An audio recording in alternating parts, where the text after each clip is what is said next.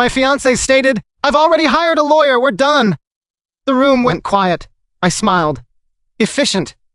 I opened a file she'd never bothered to read, made one silent adjustment. As her lawyer scrolled through the pages, his expression changed. I'm 33, been engaged for 10 months, and I just learned that some people mistake preparation for paranoia until documents start talking. We'd been together for 4 years. Met at a friend's birthday party. She was confident, driven, worked in marketing for a tech company, made good money. So did I. We were comfortable, bought a condo together 2 years in, got engaged last year, wedding planned for next fall. The problem started around 6 months ago. She became secretive. Phone always face down. Password changed without telling me. Staying late at work 3, 4 times a week. I noticed but didn't push. Told myself I trusted her. Told myself I was being paranoid. Then I found the texts. Not because I was snooping, because she left her laptop open one night. I walked past to close it and saw the messages. Dozens of them. To someone from her office. Flirty at first, then explicit, then planning. Meeting at hotels. Lunch breaks that weren't lunch breaks. Late nights that weren't about work. I sat down, read through everything. My hands were shaking, but I kept reading. Every message felt like a knife. They'd been seeing each other for 4 months. 4 months of lies. 4 months of her coming home and kissing me hello while texting him goodnight. 4 months of planning our wedding while planning hotel meetings with him. I took screenshots. Didn't confront her, not yet. Called a lawyer instead. My uncle had recommended him years ago for estate planning. I told him what I'd found, asked what I should do. Document everything. Don't tell her you know. And we need to review any financial agreements you two have. We own the condo together, both names on the deed. Any prenup discussions? She refused, said it was unromantic, said she'd never sign one. What about a cohabitation agreement? No, nothing like that. He was quiet. Did you contribute more to the down payment? Yeah, about 70%. She put in 30. Do you have documentation of that? Bank transfers, wire receipts, everything. Good. Keep those safe. We might need them. I spent 2 weeks gathering evidence. Screenshots of texts, bank statements showing my larger contribution to the condo, receipts from furniture I'd bought, evidence of bills I'd paid. Built a file of everything that proved what was mine versus what was ours. Every night I'd come home and she'd ask about my day. I'd smile, say it was fine, ask about hers. She'd lie, say work was busy, that her team was demanding, that her boss was difficult, all while texting him under the table during dinner, all while planning their next meeting, all while wearing my ring. Then I did something else, something she never expected. I contacted her company's HR department, anonymously, sent them evidence of her affair with a coworker. Their company had strict policies about workplace relationships, especially undisclosed ones, especially ones involving people in the same department, where one had authority over the other. I crafted the email carefully, professional, concerned, attached relevant screenshots with identifying information of my fiancé and her affair partner clearly visible, explained the power dynamic, the potential for favoritism, the ethics violations, sent it from a burner email account at 2 a.m. on a Tuesday. Turns out the guy she was seeing was her direct supervisor. That made it even worse. Company policy violation, ethics breach, potential favoritism in promotions or projects. HR started an investigation immediately. I waited, watched, said nothing. She came home stressed some days, said work was difficult, that there were some internal issues, that HR was asking questions about team dynamics. I'd nod sympathetically, ask if she was okay. She'd say she was fine, just work politics. 2 weeks after I contacted HR, she came home early, looked shaken, face pale, hands trembling. We need to talk. About what? About us. About our relationship. I set down my book, kept my face neutral. Okay, let's talk. She sat across from me, wouldn't make eye contact. I've been unhappy. For a while. I think we want different things. Different things like what? Different futures. Different lives. I don't think we're compatible anymore. Where's this coming from? I've just been thinking, and I've realized this isn't working. I want to end the engagement. End it. Just like that. Yes, I've already hired a lawyer. We're done. The room went quiet. I looked at her. Really looked at her. Saw the calculation in her eyes. The way she'd already planned this conversation. Already decided how it would go. She thought she was in control. Thought she'd blindsided me. Thought I'd be emotional and easy to manipulate in the division of assets. I smiled. Efficient. She blinked. What? You've already hired a lawyer. You've already decided we're done. Very efficient. No discussion. No attempt at counseling. Just done. There's nothing to discuss. I've made up my mind. Fair enough. When do you want to start the separation process? She looked surprised, thrown off by my calm. You're not going to fight this? Why would I fight someone who doesn't want to be here? I don't know. I thought you'd be more upset. I'm upset, but I'm not going to beg you to stay. If you're done, you're done. She seemed unsettled by my calm, had probably expected tears, anger, desperation. Instead, I was composed, reasonable, already moving on mentally. We need to figure out the condo and the furniture and everything we've bought together. Sure, let's do that. When's your lawyer available? Next week, Tuesday afternoon. Can you make it? I'll be there. She left the room. I heard her making calls in the bedroom, probably to him, probably celebrating that I hadn't made a scene, that I'd been reasonable, easy to manipulate, easy to push into giving her half of everything even though I'd paid for most of it. She had no idea what was coming. Update 1. The weekend was tense. We barely spoke. She slept in the guest room, packed some of her things, acted like she was the victim in this situation, like I'd somehow failed her, like our relationship ending was something that had happened to her rather than something she'd orchestrated. I watched her move through the condo, touching things we'd bought together, looking at pictures on the walls, playing the role of heartbroken fiancée when I knew she'd been cheating for months, when I knew she was probably texting him whenever she left the room. Monday morning, I met with my lawyer, brought the file I'd been building, bank statements, text screenshots, evidence of the affair, documentation of my larger financial contribution to the condo, everything organized in a thick folder with tabs and dates and highlighted sections. He reviewed everything, took his time, made notes. This is good. Really good. The affair won't matter legally for property division, but the financial contributions do. You put in 70% of the down payment. You've been paying more of the mortgage. That matters. What about her lawyer? Depends on how aggressive they are. If they push for a 50-50 split, we show them the evidence.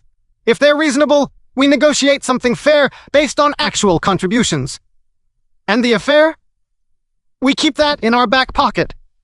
If she tries to paint herself as the wronged party, we have proof otherwise.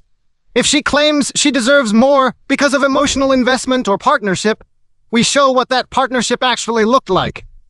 What about her job situation? What about it? She's under investigation at work for the affair. He was her supervisor. Company policy violation. His eyebrows went up. They're investigating? As of 2 weeks ago, anonymous tip to HR. Anonymous tip. Right. He smiled slightly. That could impact her income. If she loses her job or gets demoted, it affects what she can contribute going forward. Makes her claim to half the assets weaker if she can't prove she'll maintain her current earning capacity. Exactly! You've thought this through. I had 2 weeks to think while watching her lie to my face every night. Tuesday came. We met at her lawyer's office. Downtown high-rise. Expensive furniture. Her lawyer was mid-40s, sharp suit, confident handshake. The kind of lawyer you hire when you want to win.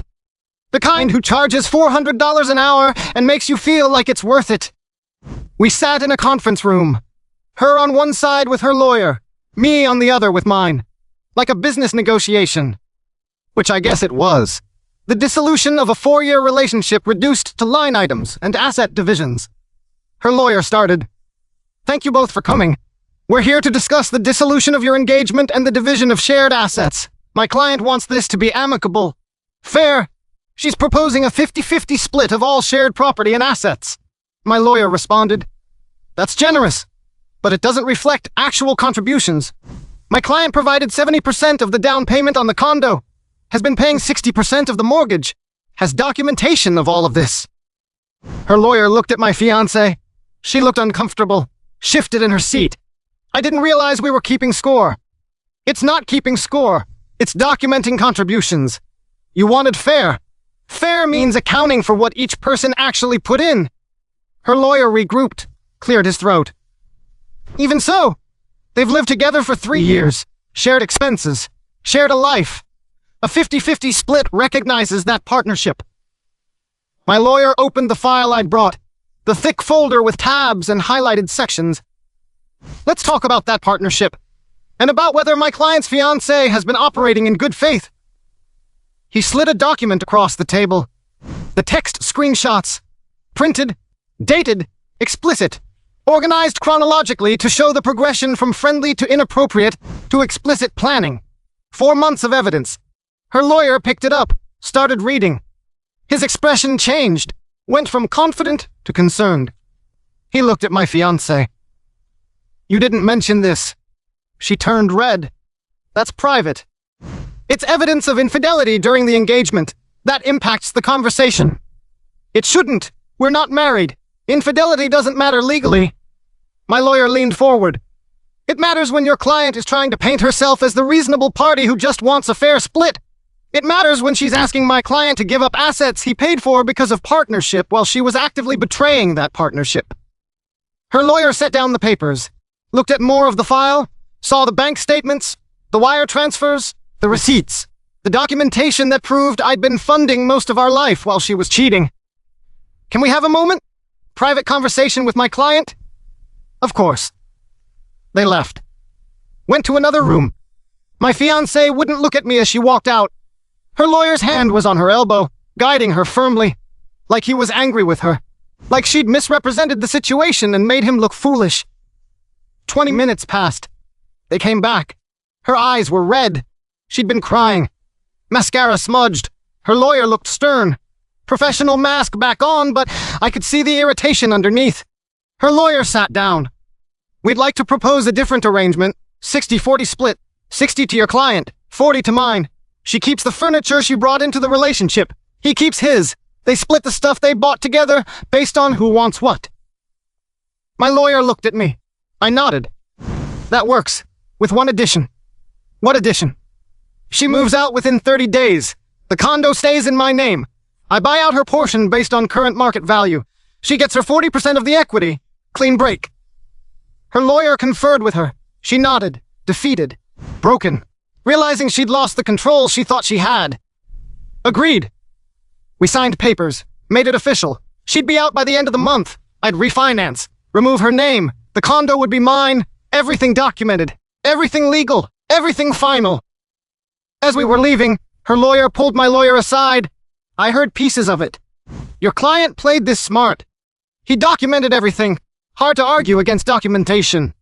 Still, the timing, the HR investigation. That was him, wasn't it? My lawyer didn't answer, just smiled. The kind of smile that says yes without saying anything at all. Update 2. She moved out 2 weeks later, took her furniture, some kitchen stuff, personal items, left most of the art we'd bought together, said she didn't want reminders, didn't want to look at paintings we'd chosen together or sculptures we'd debated over in galleries. I didn't help her pack, didn't help her load the truck, just stayed out of her way. Let her take what was hers and leave. Watched from the window as she made trip after trip to the moving truck parked in front of our building. The day she left, she stood at the door with the last box, looked around the condo one more time. I didn't think you'd be like this. Like what? Cold? Calculated? I thought you loved me. I did love you. Past tense. You killed that when you started lying to me every day. I made a mistake. You made a choice. Multiple choices. For months. That's not a mistake. That's a pattern. I'm sorry. For what it's worth. It's not worth anything. You're not sorry you did it. You're sorry you got caught. Sorry you didn't get to keep the condo and the comfortable life while having your affair. She didn't respond. Just picked up her box and left. I watched her drive away. Felt nothing. No sadness, no anger. Just relief. Relief that it was over. Relief that I'd protected myself. Relief that I hadn't let emotion override strategy. That night I changed the locks, updated the security codes, made the condo officially mine, ordered new furniture to replace what she'd taken, Started making it feel like my space instead of our space. Painted the bedroom a different color. Rearranged everything.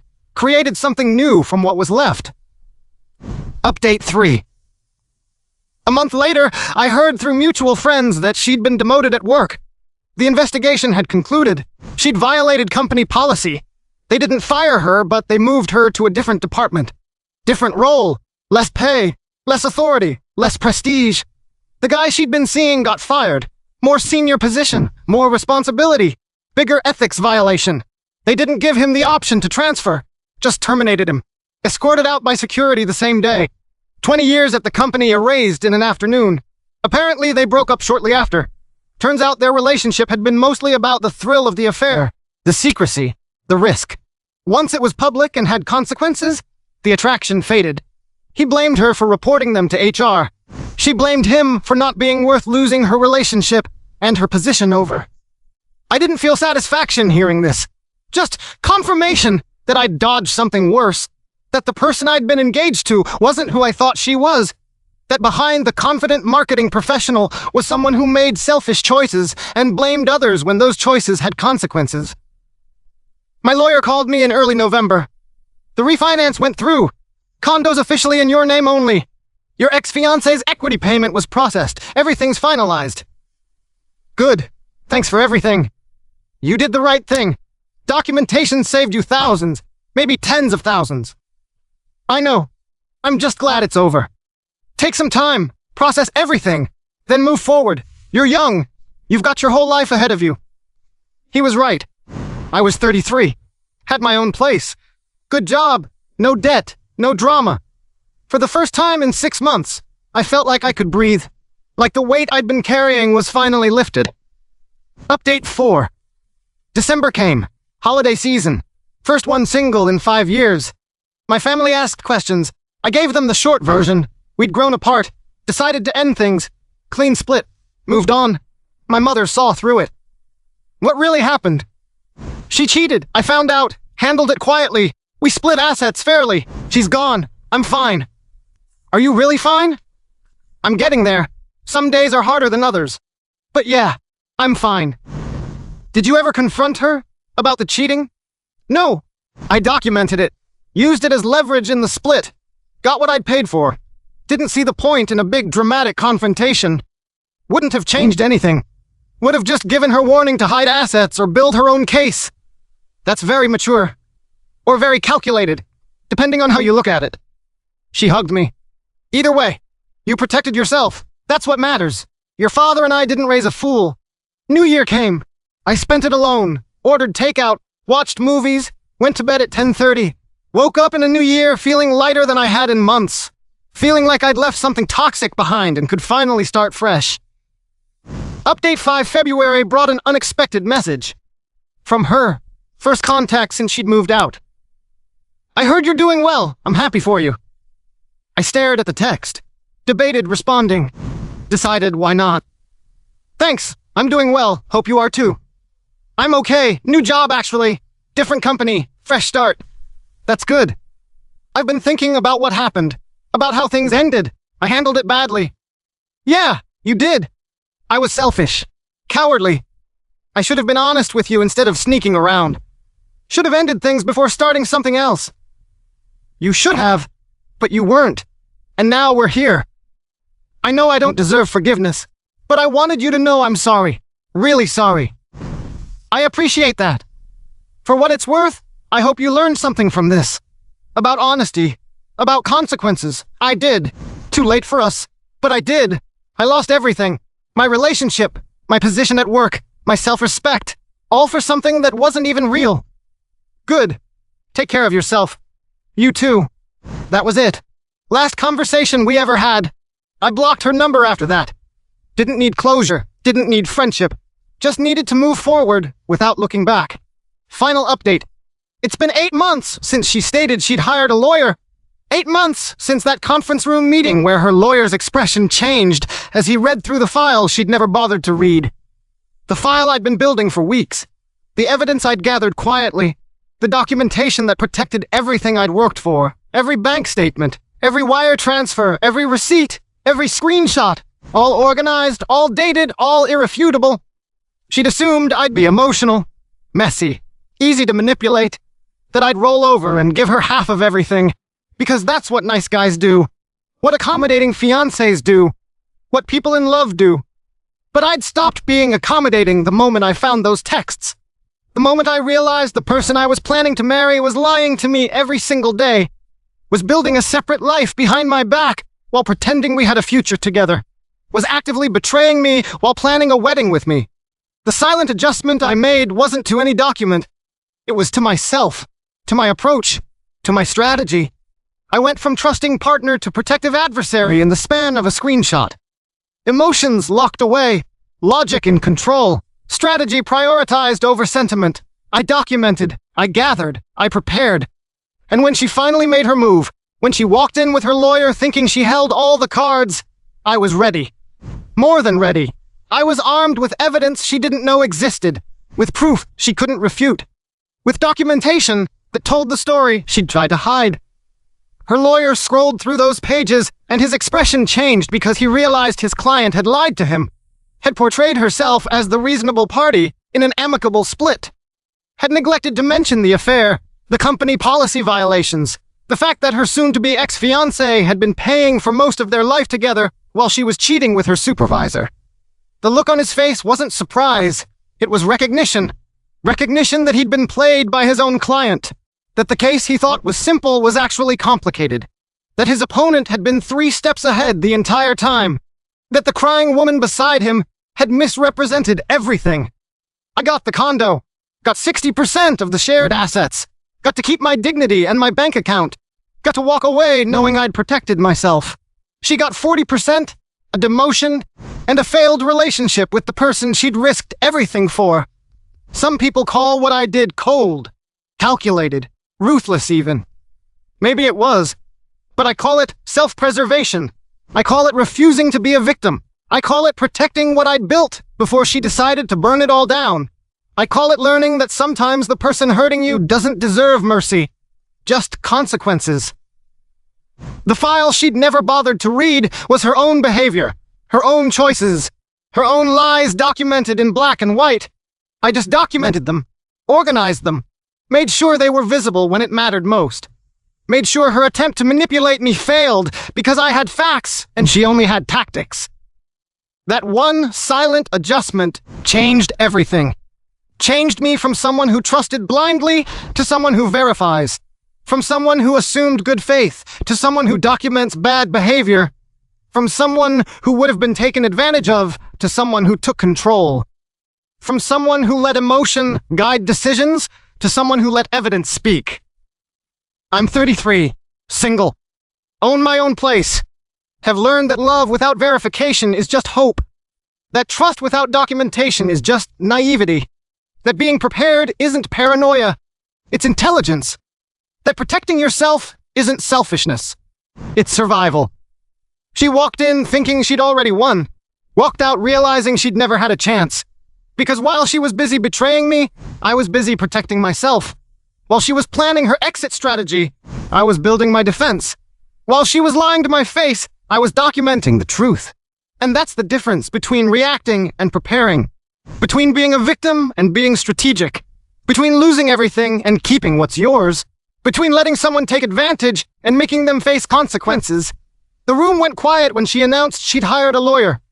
I smiled because I'd hired mine weeks earlier, had built my case while she was still planning her exit, had protected myself while she was still lying, had turned her betrayal into evidence, had transformed my hurt into strategy. Efficient. That's what I called her approach. But mine was better. Mine was thorough. Mine was bulletproof. Mine was built on facts she couldn't dispute and evidence she couldn't explain away. And when her lawyer's expression changed, when he realized what he was actually dealing with, that's when she understood. That's when she finally saw that the person she'd been deceiving wasn't as naive as she'd thought. That the nice guy she'd taken for granted had teeth, and knew exactly when to use them. That underestimating someone's intelligence while overestimating their tolerance was a mistake she'd never forget.